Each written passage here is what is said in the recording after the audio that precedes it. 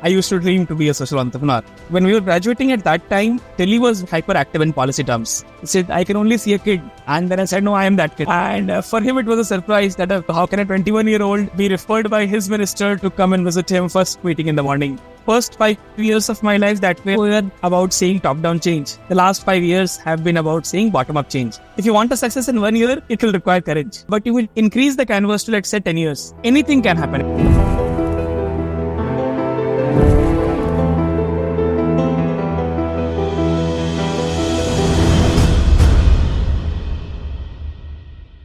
Welcome to a new episode of the IC India podcast. Our guest for today is bound to inspire you with his deep sense of purpose, grit, humility, and clarity of thoughts. Firmly grounded by his value systems, he has fearlessly explored uncharted territories to offer his skills and services to causes important to him. After graduating from IIT Delhi in 2015, he worked with the Vision India Foundation. Over the years since, he steered his career towards public policy, which eventually led him to nurture grassroots leadership and impactful change makers. Delighted to welcome Kumar Subham, founding director of the Sewa Fellowship at Sewa International, to the IC India podcast today. I think we can just straight away start by asking you, Shubham, your journey. So you, after your bachelor's in computer science from IIT, just tell us about how life has panned out for you since, what led you to take the decisions you did. Just walk us through that day of convocation, graduation from IIT till today. So IIT Delhi was fun. For the first time I was coming out. So I come from the state of Jharkhand. So in Jharkhand, you have plateaus all around. So for me, the first big surprise in Delhi was seeing straight roads. I felt almost they have cut all the hills to make straight roads because I had not seen roads so straight. Then coming to a new city, seeing buildings and tall buildings, it was a big change and a cultural shock for me, how it shapes up. IIT Delhi was a lot of fun. I had great batchmates. Few of them are right now professors, few of them are right now entrepreneurs. Some of them are running unicorns. Some of them are going to the communities and serving. Some of them are have become musicians. So as a batch, I think we were one of the lucky batches which has seen a lot of diversity in terms of what our alums have done, what our batchmates have done. During IIT also, that was very similar. So I remember it's a funny incident. I'm recording this right now from IIT Delhi. I'm visiting a professor. So I just decided to use his lab to do this. Nice. So I was just passing through and in my first week of college, I saw somebody playing guitar on the roadside. And I thought, he looks from a decent family, why is he begging? And later I realized it is cool. So that how big a cultural shock it is for somebody coming from very small towns and then moving to a big city like this. Computer science itself was a big surprise. I had not known coding in my school days. And for me to learn coding and then to be good at it, it was a big journey, which went through its own fair bit of surprises, challenges, excitements, and at some points of time also, great points of depression of not knowing enough, not doing enough. But that went well. I eventually realized I'm good in coding. Some of the projects that I got built in IIT Delhi days, apart from my college projects, also won national awards. So and during the Nirbhaya case, when it happened in Delhi, we developed an app for women's safety. And probably because of the app, probably because of the situation in the country, that app went on to build the best innovation of the year award from IIM Ahmedabad and also from IIT Kharagpur. And I realized that coding is one way to bring a change to the world. If you really use your coding, really use your computer science skills to build something that is useful to the society, society also realizes that and recognizes that, and that has the potential to bring change. It was also during college days when I got connected to various social groups in college. We used to volunteer to a nearby slum, discuss about policy issues in our clubs, visit an NGO at the end of every semester. Stay there for a week in the villages there, seeing what society needs us to do. As engineers, we have been fed this idea that you are a problem solver. What does it mean to solve problems? Has it to be solved in the college labs, or can it also be solved in the lab of the community? That led various experiments to happen during college days. I remember IC India used to also publish at that time stories of social entrepreneurs. I used to read that a lot, and I used to dream to be a social entrepreneur. Just not knowing what it means to be, except the cool words coming together, social and entrepreneur. The stories used to be of interest. And when we were graduating at that time, Delhi was hyperactive in policy terms. Lokpal bill we had seen an entire campaign. Delhi had seen a new chief minister who himself was an IIT graduate. The national capital had seen a new prime minister who was not from a political family, not from a political background, was first time MP. And all of this gave us a hint that public policy is right now ripe for some action. And is it the right time to have lowered the entry barrier for young people in public policy? That's when some of us got together to build Vision India Foundation. Vision India Foundation enabled us to see India in different ways. You get to travel a lot. I could see approximately 80-90 governance projects from the back end of it. So how the CM War Room in Maharashtra works, to how the Prime Minister office selects which officers to award the National PM Award for Excellence in Public Administration. We could see how Niti Aayog curates Startup India. And the beginning of Startup India Day, the first few months of Startup India, we were working with Niti Aayog to get some venture capitalists from France to distribute funds to startups in India. And we could also see how a Sarpanch in Bihar functions to make his village India's first solar-powered village. So we could see this entire range of things that govern public policy, from the top tier of democracy to the bottom last elected person on democracy. All of this gave me a flavor that talked to me about that India is changing very, very dynamically. I could meet people who were part of it, the bureaucrats, to sarpanches, to social entrepreneurs. Did that for 5 years, realized that we need to groom this even further. How can we take this leadership to the grassroots? While public policy was a fancy place to be, you could feel that adrenaline rush when you see that this single line in that policy will change lives of hundreds, millions and billions of people. It's a good rush to feel. But at the same time, I also used to feel that, do I know how it will happen? Do I am only writing it on paper, or do I also know how it will shape up on the ground? So I decided to take a gap from public policy and move to the grassroots space. That's when Sewa International happened. And we are trying to work in the communities, trying to bring change bottom up. So we are trying to revive a language in the Northeast. There is a tribe called Vancho tribe. There's a small project in which we teach Vancho language to approximately 8 schools in Vancho tribe. Recently, Prime Minister took note of it and mentioned it as Mann Ki Baat also. And we are also trying to improve the farmers' income in Uttarakhand, working with approximately 3,000 women farmers who have come together to form a farmer-producer company. All members of the company are women farmers. All directors in the company are women farmers. And they are trying how to use the power of collective bargaining to get a better price for their crops, to store the produce better, to set up the required supply chain for their products. And at the same time, also working with artisans in Kutch, in a very different geography, trying to train our artisans on how to tell better stories about your craft. So craft is not just 3 days of effort, but what it went into your head when you are designing this. Did you keep a village into mind, or did you keep the nature into mind? What's your inspiration? They already know mood boards. So they already know how an artist comes to various design palettes. But giving them a formal terminology that a buyer would want them to know, or expect them to know, so that they can get a better product price. How to set their products up for Amazon. And similarly, down south in Wayanad, Kerala, where we are struggling with a disaster right now, how a tribe is struggling with a genetic disease called sickle cell, which affects almost 80% of their population. In the entire district, 80% of tribals are affected by sickle cell. And being a genetic disease, there is no cure for it. But how awareness can help reduce it. We're working with the Padma Shri Dhananjay Sakdevji there.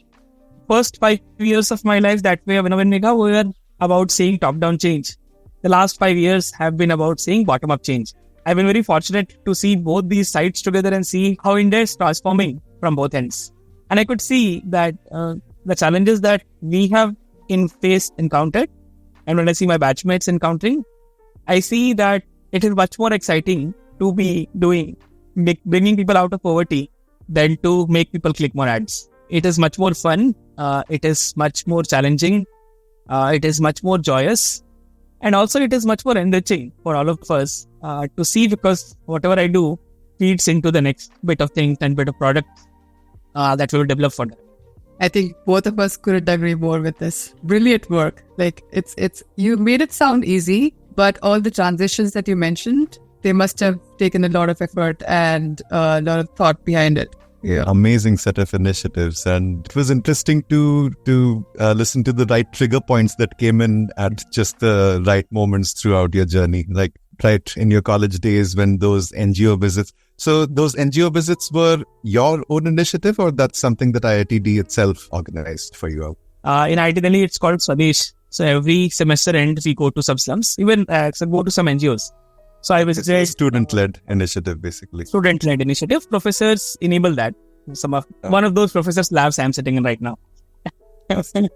And then, of course, seeing all the leadership change and, a very sort of opportune set of triggers to come in at the right time. So amazing. One of my first meetings, I was supposed to meet one minister in Jaipur.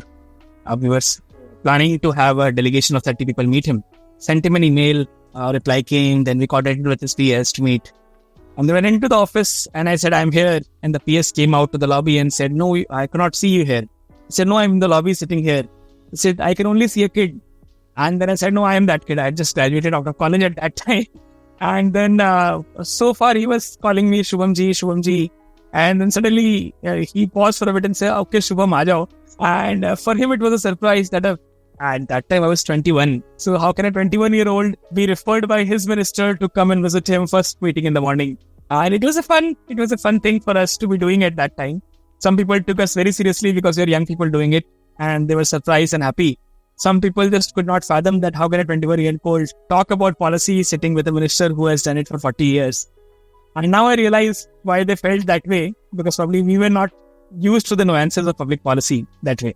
It's a fun journey. Immense courage. I'm not sure, Megha will call it that.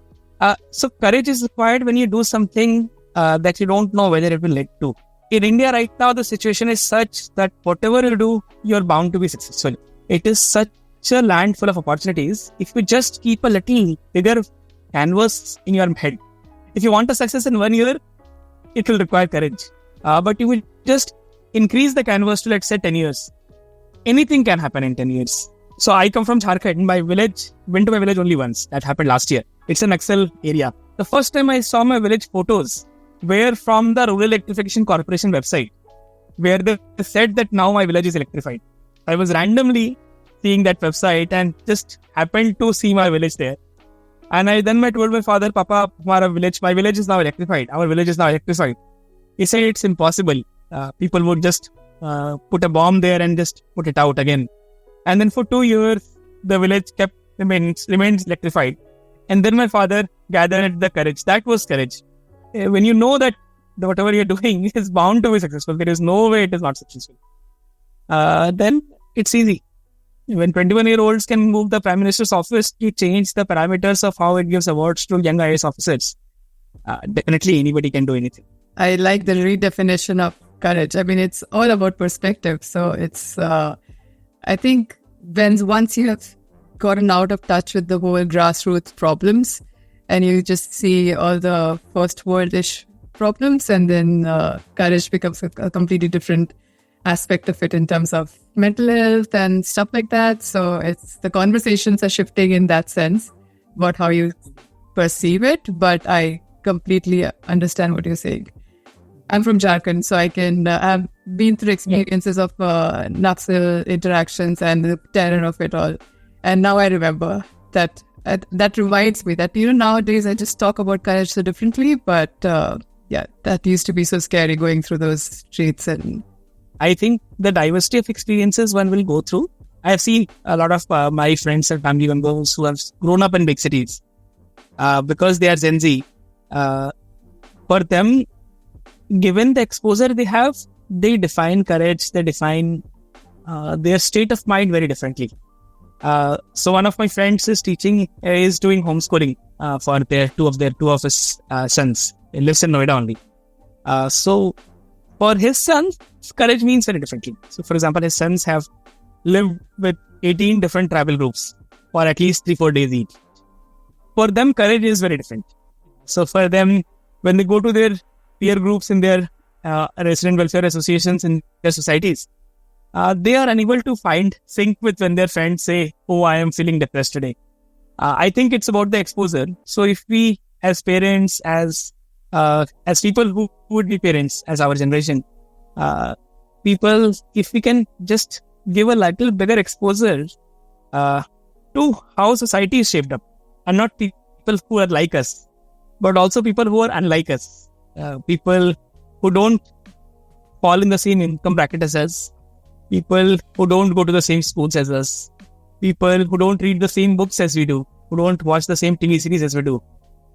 If we have exposure to this bigger range of emotions, bigger range of lifestyles, I think it's very enriching for a young person to see through. That actually leads me to wonder. So the lack of exposure that you mentioned that a lot of young ones suffer from is something that Megha and I, we lament about as well. So what are some of the grave challenges that you have seen come out of the fact that a lot of these children do not actually have the level of exposure that, say, us children in the cities do? And then how do you suggest that could be changed? Okay, I will just restructure the question a bit.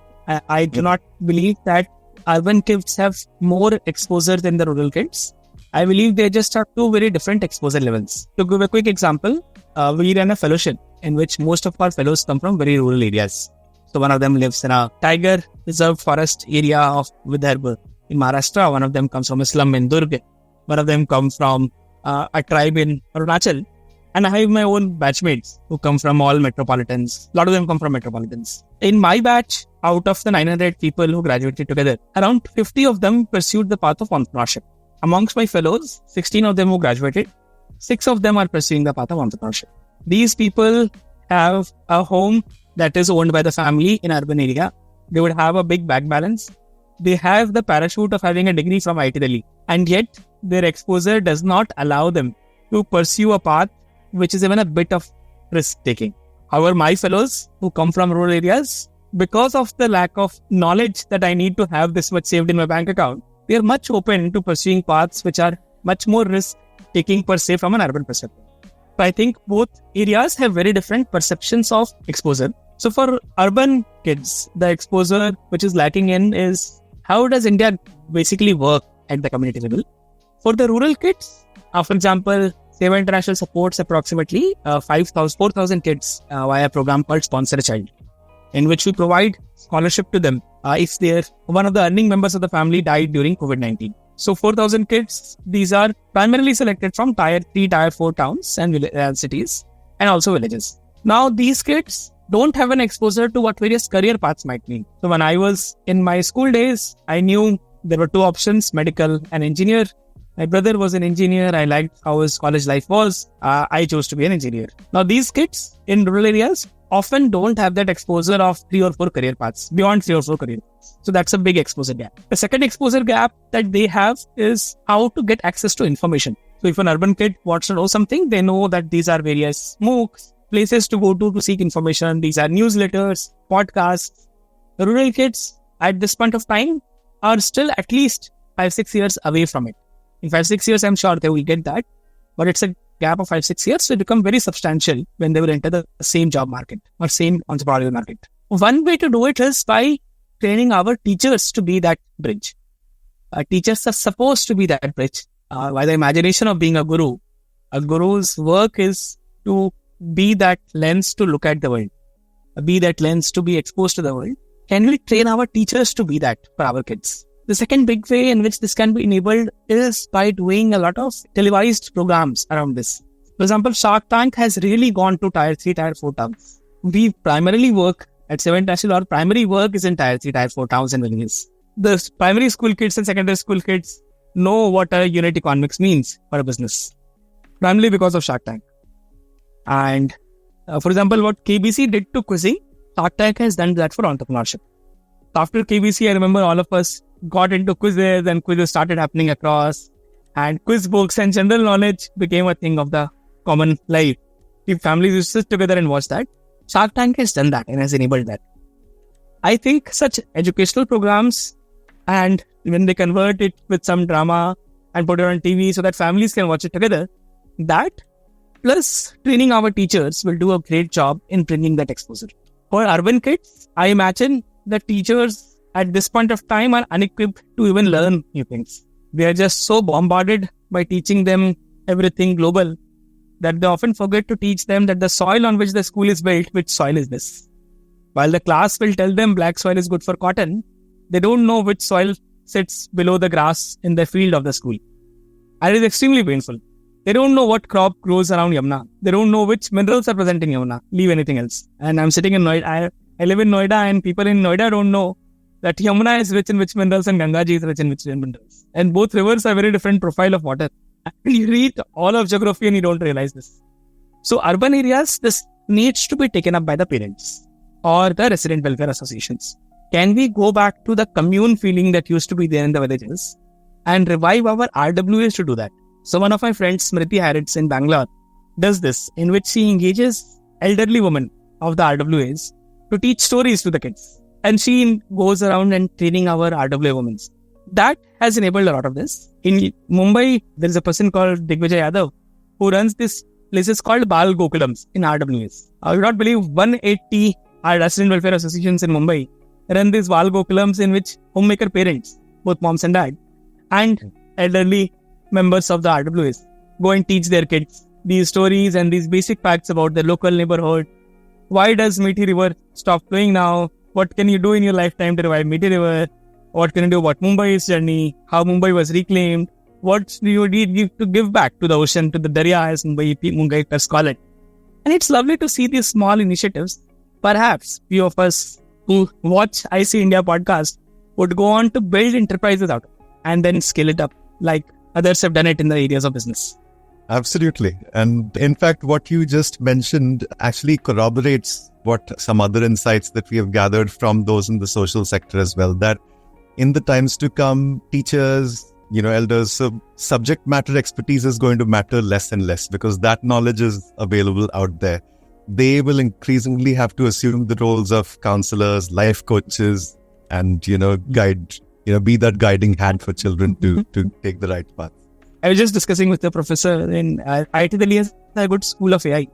So I was discussing with the head of school of AI and how AI will change. And he said that possibly medical sciences will no longer exist. Because why do you need to go to a doctor? You give a set of information and the doctor guides you on a set of things. All of this can be done by a machine. Let's say 10 years from now, we will not need doctors, but we'll still need compounders and sisters. Because caregiving will still be valuable. And similarly, probably domain knowledge will come from ChatGPT and Copilots. The idea of social intelligence will need to be staying with humans. So can we build social intelligence in our younger generations? It's a big area of work for all of us. So given the amount of knowledge that you've gathered through all your travels and your ventures, what do you think? I think you agree that all these problems that are existing in the society are actually opportunities for someone to solve them. So what do you think are the biggest opportunities right now or problems that can be solved? I was in Haridwar a few months back with my parents, and my mother, there was an elderly lady who was close to family like my grandmother. She was with me. She put her slippers away before stepping into the sand near Gangaji. She said, Ganga Ma, how can I go to Ganga Ma with my slippers on? As a nation, we have worshipped our rivers like that. As a nation, seeing that and seeing the pathetic state of rivers is a very, very painful affair. I would have been completely fine if we had taken rivers only as a natural resource to be consumed. Yet when we worship our natural elements, it is pathetic to see how we can dirty them so much. So one big area of work to be solved in India is climate change. There's a big bundle of knowledge that exists in our scriptures on how we can treat nature not as a resource to be exhausted, but as a resource to be taken as a stakeholder in our life. So when Supreme Court declares Ganga Ma as a living entity that can fight cases on her own, it means something. So one big area of work is climate change, where I believe a lot of work can happen within India, by India, because of the philosophies that have existed in India. Can we make, so for example, we have currently copying ESG regulations from the Europe. Now ESG regulations in Europe come from a sense of danger. In India, ESG regulations need to come from a sense of respect, that we respect the nature and hence we are seeing about preserving it. It's not about if you're gone, my life will be gone. It's about because you exist, I exist. Fundamentally flips the lens to look at environment. So that is one big area of work for a lot of social entrepreneurs to do. Second big area of work is health and well-being. A lot of us are realizing the perils of Dolo. The way we pop up Dolo 650 in India is extremely dangerous. It's almost like a snack. Anybody who is sick today will just pop in a Dolo and live with it. I don't know what that is. That is a paracetamol tablet. Very, very popular. And people pop it like anything. And with that comes the perils of forever being in the loop of being dependent on drugs. India has a history of seeing well-being not from a curative perspective, but from a preventive perspective. So the whole world of Ayurveda, the whole world of healthy snacking is something that we must adopt as a nation. And that's a big area, commercial area to be solved. Recently, a few of my batchmates started something called Famle, which is a healthy snacking brand. Their highest selling product is a makhana. And they say 90% of makhana comes from one single district of Bihar, not in India, across the world. Now, this is an opportunity that needs to be encashed. There are superfood, as we call them in modern parlance, available in India. Can we make them to the dietary life of Indians living in urban and rural areas? Healthy living, and use that as a form of preventive healthcare from yoga, meditation, Ayurveda, healthy snacking, all of this into one category. I'm putting a well-being category. That's a big area of work for any entrepreneur in India. The third space in which Indians, I feel there are opportunities for young people to work on is the area of changing the way school education works. I know I will be harping on the same bandwagon, but just that statement is too strong for me to skip it. From 1800s to right now, in the last 200 to 20 years, one thing that has not changed at all is the way schools are structured. Even right now, IIT Delhi has recently built a new lecture hall complex, and it is all flat benches in which you are forced to sit facing the teacher. The classroom is not built for interaction. So when we go to corporates, we get frustrated by the number of meetings we have. And we are in school and colleges, we hate when the teacher says that don't talk to each other. We should talk to each other. You have put in a class of 150 very smart kids together. They should be talking to one another to learn. Why does it need to stop talking to ensure learning? Why shouldn't talking ensure learning? The way our classrooms are structured, while EdTech has taken classrooms to digital spaces, can we reimagine classrooms? I think Scandinavia offers a model. I think the ancient Indian past of Gurukuls offer a model. For example, Chanakya had this philosophy of Anvikshiki in his class, in which Chanakya never taught a subject.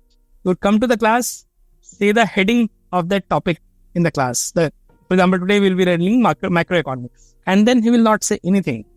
It's on the kids to ask questions and he will respond to those questions. It's like a living podcast in the classroom. People are asking questions and he is responding. His only work in the class is that. Imagine if our kids learn to learn that way, where there are no fixed questions and answers at the end of the textbook, that these are 5 questions that may come up in the exam. But instead, there is a blank space at the end of every textbook to say which questions come to your mind when you read this chapter. How can we expect our kids to know all the answers, but in the real world, we are expecting them to find out answers? We'll never make them innovators if they are told questions followed by answers. Our innovator asks good questions. Can we flip that classroom in that way? Gurukuls offer that model. If we respect the past, if you want to copy from the West, copy from the Finnish model of education where you are encouraged to learn in a very curiosity-driven way. Can we flip that? Can that education happen? Can we build and expedite it? One of our fellows, Deepa Mehra, is doing a sports-based education in slums in Durg. She wanted to teach kids in a regular classroom. The slum kids would not just not come to the classroom. So she went to the field and started playing with them.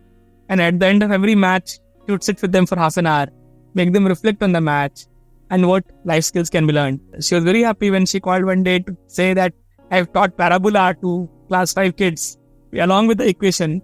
I don't know how much they got it, but they at least know that the ball I hit flows into a parabola. And that's a good learning to make. Can we teach the kids that? These are the three big areas, I think. Yeah. Awesome. I mean, just giving that concise list and, that pointed and actionable list to sort of work on. And staying with that thought of, not being boxed or breaking free from structures, I actually couldn't help noticing that your LinkedIn bio mentions the word multi-potentialite. So first of all, I wanted to check if it's the same. So I encountered the term first in a TED talk by this lady called Emily Wapnick. Is that the same? Yeah. And I remember it making a huge impact on me when I first encountered the term and saw the TED talk some years ago. So of course and also the word, portfolio careers is quite the buzzword these days, globally. But what are your thoughts on that, multi-potentialites and portfolio careers gaining acceptance in this part of the world, in our country? Because this is a country where something like moonlighting makes news and, causes a huge national debate. Do you think we are open yet to, allowing people to embrace their multiple identities? And if not, what could change around it? So when N. Chandrasekharan was the CEO of TCS, he also went to the meetings of Tata Motors and went to the meetings of Tata Chemicals. We did not call it moonlighting. I think the way we imagine moonlighting to be is when you are hiding stuff.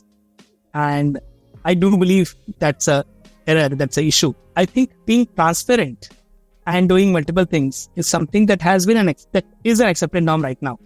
So for example, when I started doing, when I left my job in Samsung, I was a software engineer there. My college placements took me there. And then I left it in 4 months. My father did not talk to me for almost a year. I remember going to some functions in the family, and my father kept introducing me that my son works in Samsung. And it was extremely painful to hear that.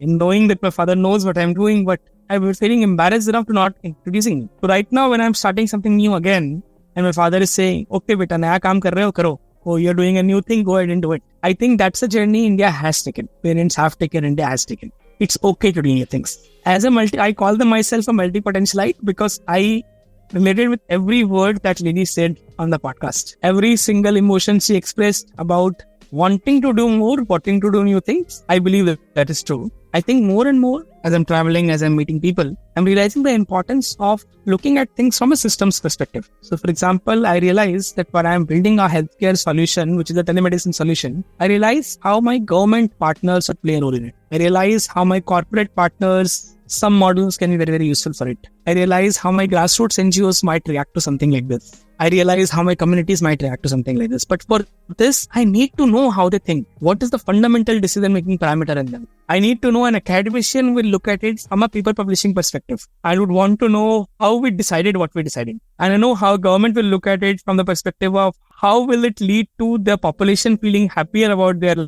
lives and in turn electing the same person again. I know how my corporate friends who are supporting it will look at it from a perspective of how their board meetings would react to it. And I know how my communities would behave to it from a sense of period on a horizon.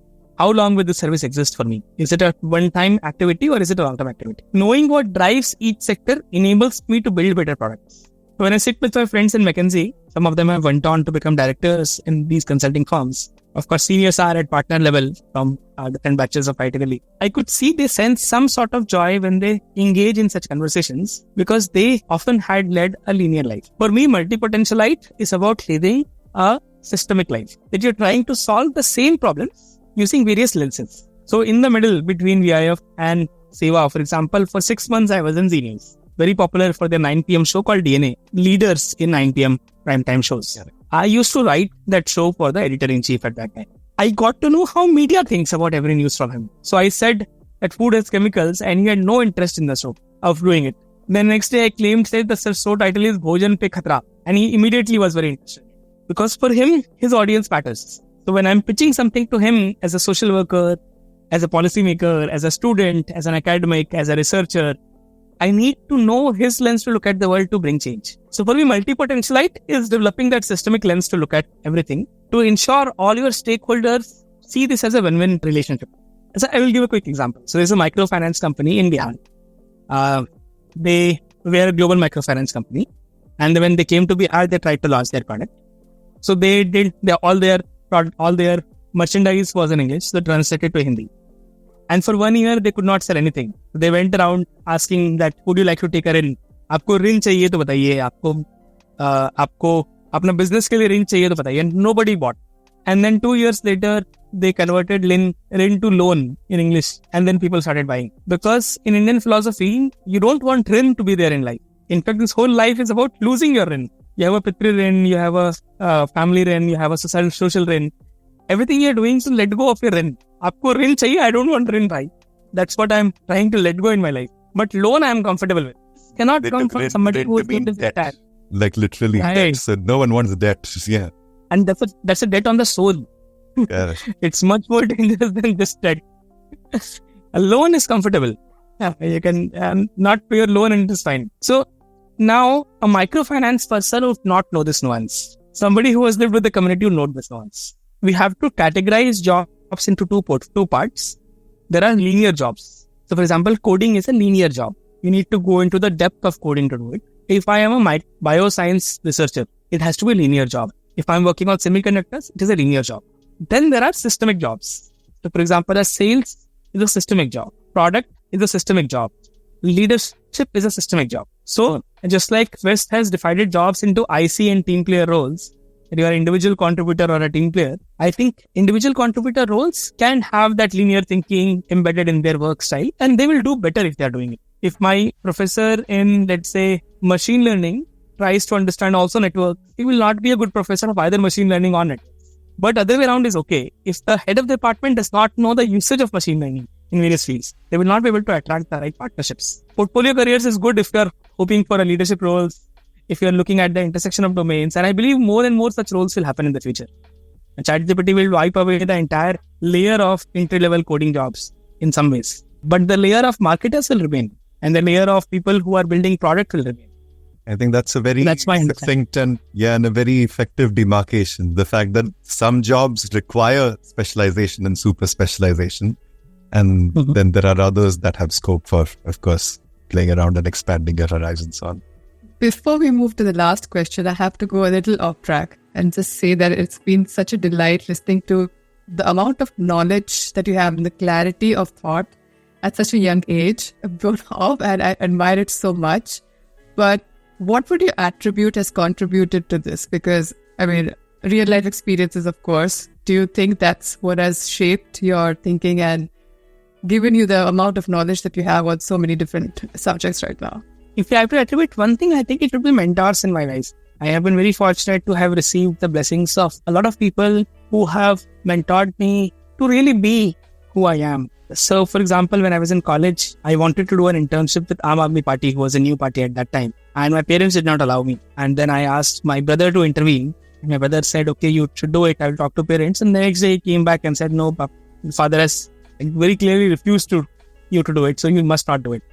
And I came back home, and a few years later, I was lamenting to him, why did you not allow? You should have sided with me. And he said, but I refused a lot of things that you did anyway. And there's so many things I refused you to be doing. I refused you to go to that trip. I refused you to for late night coffee and Maggie sessions. I refused you to go to that family outing that you anyway went to. And I asked you to study so hard, and you did not study so hard. And so many things. So I think, Shubham, it's only you that makes your life choices. And the earlier you understand it, the better it is. If you chose to listen to your parents, that was your decision to listen to your parents. If you chose to listen to some mentors, it was your decision to listen to them. I have been fortunate to have those mentors in my life who have guided me. So my brother is one, my father is one, my mother is one. In my college, there are few professors I still meet on a monthly basis, just so that they can tell me if I'm doing something wrong, just for having a good conversation about what they believe nation is going through or nation needs to be. Dr. Nomesh, whose lab I'm sitting right now, has been a mentor like that for me. Dr. Subramaniam, who is a member of Capacity Building Commission, Government of India, who was earlier a grassroots activist for first 30 years of his life, who is now a visiting faculty in Cornell and Harvard, and who taught me this idea of having parachutes. That your degree is a parachute. Whether you want to keep it in storage or whether you want to really fly with it is your choice. Is a mentor to me. A few of my donors who have big industrialists who have helped me look at life from a different perspective are my mentors. I think this pool of mentors has really enabled me. One, it gives a safety net. I know for a fact if I'm doing something wrong, there are 10 people who are there who have this in them that their work is to pull my ears and tell me I'm doing it wrong. After an age, it becomes very difficult to have such people. I still have them, and that's a big blessing that I have. The second thing that has enabled all of this is also, I think, a deep anchoring in my spiritual practices that has deeply enabled this to happen. I think being regular in meditation, being regular in my sadhana, being regular in my readings have given a good anchor to me that small disturbances don't disturb a ship sailing because there is anchoring on the soil, bottom of the ocean. That anchoring, I think, for me is my spiritual practices. And Swami Vivekananda has been that guiding light to ensure that whenever I'm in doubt, I will just open any page of Elected Works of Swami Vivekananda. Any page will open and that page will give me answers. Leave apart even turning and needing to turn a page or two. I think both these, having mentors and spiritual grounding, is what has enabled me. Yeah, so just one last question. What would be your message to 15 to 20-year-olds who are trying to figure out their life, their career paths? For me, At this point of time, as a nation, I believe in Indian mythology, in Indian history, there's a character called Kuber, which is very rich. Like Uncle Scrooge in the cartoons, he has a big ocean of gold coins and wealth. I believe we are right now at a stage like that in India. There is a big pool of wealth available in front of us. And how much we will carry with us will depend on the size of vessel that we have. So if we are going to, let's say, Uncle Scrooge's pile of gold coins, or let's say Kuber's wealth pool, how much we carry will depend on the size of vessel we have. In Indian terms, that's called patrata. How big is your patrata? How big is the carrying capacity? I think for 15 to 20 year olds, the most important thing is to increase your carrying capacity. How much of experiences are you willing to carry in your life? And this is the time to actually build that carrying capacity. There are 780 districts in India. I'm a very, very consistent traveler. I have traveled for almost 10 to 20 days every month. I have only been able to live in 280 districts. I'm not even 1/3 of India. And each district offers a very different lens to look at the nation. Each entrepreneurial venture is a very different business model in itself. Every domain has a very different insight to offer about human philosophy or social intelligence itself. From a semiconductor chip, human society is very different. Let's say from a VLSI perspective, human society is very different. 15-20-year-olds must go on and use this opportunity to explore. There are enough opportunities that will guide you in your life. You will make immense wealth in your life. As a nation which grows very fast, you will grow very, very fast. There is no second point to it. If you're listening to this podcast, you already are aware to knowledge sources. You know how knowledge has to be gathered. You are doing it very well. So you're already one step ahead than a large part of India. What next steps will you take to do this is the next big thing to be uncovered for you. Can you go on and gather these experiences to improve your vessel to hold knowledge? If you work on that vessel in which you can hold on to knowledge and experiences, that will be your guiding light. There are immense possibilities. It's time to be bullish on India's growth journey. There has not been a better time to be born and living in India. Can you really make use of this by increasing your vessel, increasing the pool of knowledge? I think that's what will define how we meet 10 years from now. Shubham, your words today were worth their weight in gold. I think they will inspire young ones, hopefully watching this podcast, to not just make and identify the right career choices for them, identify the sense of purpose that I think we all seek, but to succeed in life. So cannot thank you enough, really, Shubham. And among the many quotable quotes and words of wisdom that you dropped, one was, anything you do will yield success. Just expand your canvas, just expand your patrata, in your word, and keep at it with faith, and it will yield. So that is a big hope that we can tread ahead with. Really, thank you. Thank you for everything today, Shubham. Thank you so much. It was a pleasure. It was a very reflective journey for me as well to listen to all of your questions. Thank you so much for creating this podcast. I benefited a lot when I was in my college days because of IC India portal. I love that you have restarted doing it. Please continue doing it. We need such platforms much more in Bharat. Thank you so much. Absolutely. And if your story is anything to go by, I mean, getting the right mentors and the right sources of inspiration makes all the difference. And they've led you to make all the choices that you have made, and you are clearly going to be inspiring a lot of lives. Already are and will continue to. Thank you for everything you do, Shubham. Thank you. Thank you, Abhinav. Thank you, Megha.